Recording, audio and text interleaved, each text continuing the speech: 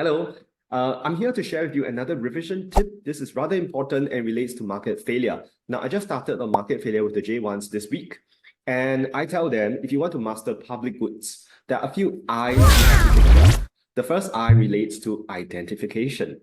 We need to know a public good is non-rivalry or non-rivalrous, non-excludable, as well as being non-rejectable in nature. After the features, you go on to the second I, which relates to the implications of these features. Non-rivalry results in MC being 0. For allocative efficiency, P must then be 0, so that is equal to MC.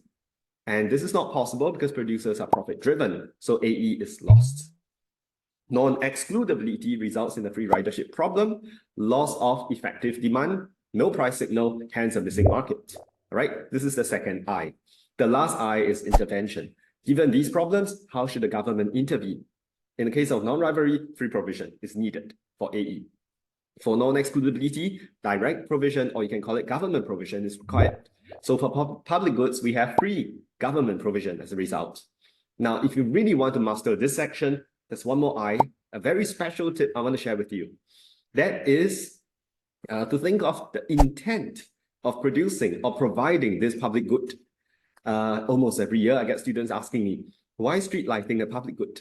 If I were to stand under the street lamp and read my newspapers at night, I'll deprive someone else of the same position.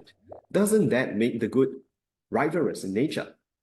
Good thinking, but what I'll say is the original intent of having street lighting is not to promote national literacy.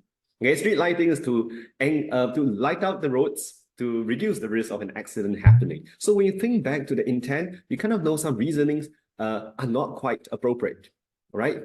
Now, seen from another light, when you talk about a garden, a public garden like botanics, if you think of the intent of a garden as an exercise spot for people to do yoga, to have a picnic, to a certain extent it's rivalrous because you have limited pavilions or benches. But if you think of a public garden whose intent is to clean up the air, the lungs of our ecosystem, in that sense, it is non-rivalrous. Consumption of the fresh air by one person will not deprive someone else of the same air. It is non-excludable. You can't say if you don't pay, you have to turn and face the road. You can't smell the air here. All right. So in that light, it is still a public good. So it depends on which intent you are looking at. All right. That's it from me this week. Thank you. Bye-bye.